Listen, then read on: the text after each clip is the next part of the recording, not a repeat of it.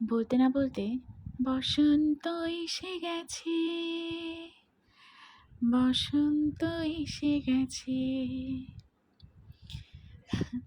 Hello everyone, আসসালামু আলাইকুম। কেমন আছেন সবাই? আমাদের জীবনে কিন্তু বসন্ত এসে গেছে। শুধু যে আমাদের জীবনে তা কিন্তু না, বসন্ত প্রকৃতির নিয়মে সবার জীবনে এসেছে। তো যাই হোক না কেন, আমাদের চিন্তাভাবনা ছিল এবার একটু বসন্তটাকে সেলিব্রেট করার। যদিও অনেক বছর ধরে ঢাকায় আছি, কিন্তু কখনো ওইভাবে বসন্ত সেলিব্রেট করিনি।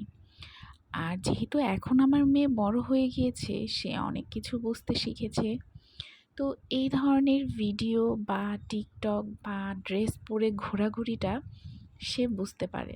তো তার বায়না অনুযায়ী চলে গেলাম ঘুরতে। আর আজকে আমাদের প্ল্যান ছিল আমরা যাব বইমেলাতে। তো সেই উদ্দেশ্যেই আমরা গুলিস্তান ঢাকা মেডিকেল থেকে রওনা দিলাম একটা রিক্সা করে বইমেলার উদ্দেশ্যে। এই যে আমরা দুইজন আলাদা আলাদা রিক্সায়, আর ওখানে বসে আমার ভিডিও করা দেখে আমার মেয়ে ওখান থেকে আমার সাথে মজা করছে। তো যাই হোক, আমরা খুব এনজয় করছিলাম। বাসা থেকে খুব সুন্দর করে সেজে গুজে শাড়ি পরে একদম প্ল্যানিং করে বের হলাম। রিক্সা করে ঘোরার কিন্তু একটা মজাই আলাদা। আর এখানে দোয়েল চত্বর, তারপরে যে স্মৃতিসরণী ছিল, এগুলো দেখতে দেখতে আমাদের বেশ ভালোই সময় পার হচ্ছিল রিক্সায় করে। বলতে না বলতেই আমরা চলে এলাম একদম আমাদের গন্তব্যস্থানে।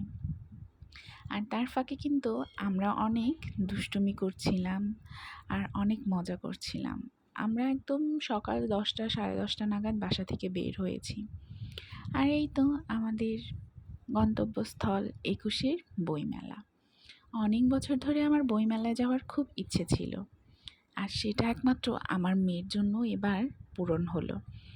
তো আমরা বইমেলার সামনে নামলাম, নেমে খুবই দুঃখজনক অবস্থায় ব্যথিত মন নিয়ে বের হয়ে চলে এলাম, কারণ 3টের পর ছাড়া বইমেলাতে এন্ট্রি করা যাবে না। তো যাই হোক, আমাদের হাতে তো সেকেন্ড অপশন আছে, তো আমরা ঘুরতে বের হয়ে চলে গেলাম। এখানে আমার হাজব্যান্ড আমাকে একটু ফুচকা খাইয়ে দিল। এরপরে আমরা এই বিভিন্ন রকমের শোপিস ক্রোকারিজের দোকান এবং এই হোমমেড বা এই ক্রাফটিং জিনিসগুলো দেখতে দেখতে খুব ভালো একটা সময় পার করছিলাম। আমার কাছে এগুলো দেখতে খুব ভালোই লাগে, হোম ডেকোরেট অ্যাক্সেসরিজ আর বিভিন্ন রকমের মাটির জিনিসপত্র। তো আমি খুব এনজয় করছিলাম।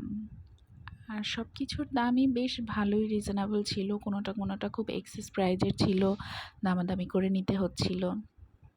আমি যেহেতু কোনো কেনাকাটার উদ্দেশ্যে যাইনি, তো আমি তেমন কোনো কিছুই কেনাকাটা করিনি, জাস্ট ঘুরে দেখছিলাম। কারণ মেয়েদের কিন্তু চোখ এখানেই আটকায়। আমার চোখগুলো যেন এখান থেকে সরতেই যাচ্ছিল না। সবথেকে বেশি ভালো লেগেছে এই লাইটগুলো, এতই সুন্দর যা বলার বাইরে, বিভিন্ন রঙের আর বিভিন্ন রকমের। এরপরে কিছু মাটির শোপিস, কাপ, পিস এগুলো দেখলাম। তারপরে এগুলো বেশ ভালো ছিল। আর এখানে যেহেতু অনেক দোকান, তো ভ্যারাইটিস রকমের জিনিসপত্র দেখে কতক্ষণ লোভ সামলানো যায় না। এরপরে চলে এলাম আমার একটা মোস্ট ফেভারিট জায়গার ভিতরে। পাশেই ছিল একটা নার্সারি, একটা না, এখানে প্রায় অনেকগুলো নার্সারি ছিল। আর এই হাজারি গোলাপগুলো আমি শীঘ্রই কিনবো এবং আপনাদের সাথে শেয়ার করব। আজকে যেহেতু ঘুরতে গিয়েছিলাম, তাই আর গাছ কিনে সময় বা টাকা কোনোটাই নষ্ট করলাম না।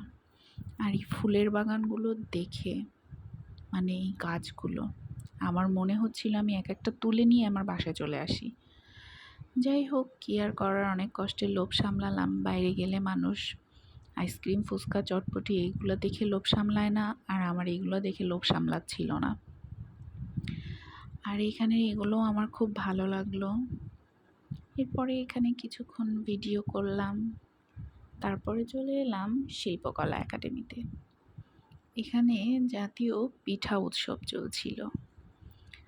আর আমার কাছেও মনে হলো যে কেন না, এত কাছাকাছি আছি, একটু ঘুরে দেখে যাই। তো যেই কথা সেই কাজ, চলে এলাম ভিতরে। এখানে এসে একটু পিঠার স্টলগুলো দেখলাম। বিভিন্ন রকমের পিঠা ছিল। পিঠাগুলো কিছু কিছু খুব এত মজার ছিল যে লোভ সামলানোর মতন না। এই তো এখানে এরকমের বিভিন্ন রকমের ভাপা পিঠা ছিল। তারপরে এটাকে লবঙ্গ ফুল বলে।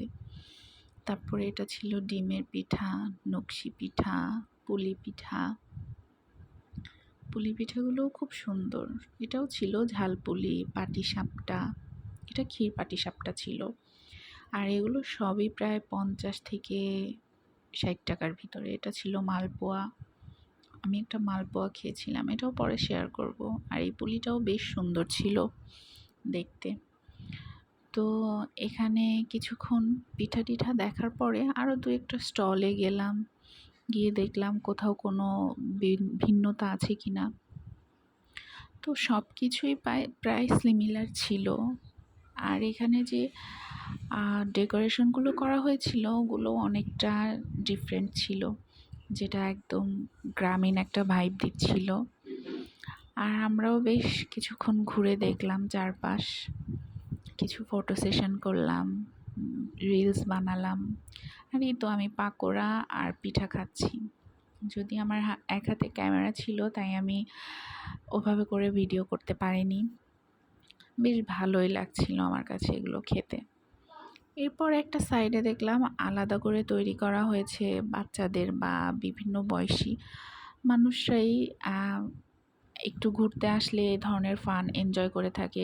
এগুলো যদিও আমাদের গ্রামীণ ঐতিহ্য। শিল্পকলা একাডেমি বেশ ভালোই একটা উদ্যোগ নিয়েছে। এরপরে ওখান থেকে বের হয়ে আমরা চলে এলাম রমনা পার্কে। রমনা পার্কে আমি অনেক ছোটোবেলায় এসেছি, তেমন একটা আসা যাওয়া হয়নি। কিন্তু ভিতরে এসে দেখলাম জায়গাটা যেমন শুনেছি আমি মানুষের মুখে ঠিক তেমনটা নেই। অনেক কিছু পরিবর্তন করা হয়েছে। আর এখানে বাপ মেয়ে খেলা করছিল। ভিতরে একটা বাচ্চাদের খেলার জন্য পার্ক ছিল। বিভিন্ন রকমের ডেকোরেটেড আইটেম ছিল, যেগুলো দিয়ে সুন্দর করে পার্কটা সাজানো ছিল। তো দেখতে বেশ ভালোই লেগেছে। এখানে মুনতাহা বেশ কিছুক্ষণ খেলাধুলা করলো একা একা। আমরা একটু দেখলাম ওকে, ও খুব এনজয় করছিল। এই যে এখানে দোলনা খাচ্ছিল। যেহেতু আমি, আমার ননদ আর ননদের হাজব্যান্ড, বাচ্চারা মিলে গিয়েছিলাম, তো আমরাও কিছুক্ষণ এখানে বেশ ভালো করে ঘুরে টুরে দেখলাম, খুব এনজয় করলাম সবাই একসাথে। মুনতাহা বেশি এনজয় করেছে। আর এইখানে একটা দুষ্টু কাঠবিড়ালি, আমার কাঠবিড়ালিটার মতন। এরপরে এই যে টিকটকের ভাইরাল প্লেস, এখানে না আসলেই নয়। তো এই জায়গাটাও আমাদের কাছে বেশ চমৎকার লেগেছে। আমরা অনেকক্ষণ ঘুরলাম এখানেও। আর তারপরে ছিল আমাদের বাড়ি ফেরার পালা। বেলা হয়ে যাচ্ছিল, অনেক ক্ষুধাও লেগেছে। অনেক কিছু হাবিজাবি খেয়ে পেট ফুল করার পরও মনে হচ্ছিল এখন বাসায় যেয়ে বসে বসে ভাত খাই। তারপর আর কি বাড়ির উদ্দেশ্যে রওনা দেওয়া। আর এই তো জামাই একটা ফুল দিয়েছিল, যদিও কালকে ভ্যালেন্টাইন্স ডে, সেই উপলক্ষে। তো ভালো থাকবেন সবাই। কেমন লাগলো আমাদের ভিডিও জানাবেন, আর দোয়া করবেন আমাদের জন্য। আল্লাহ হাফিজ।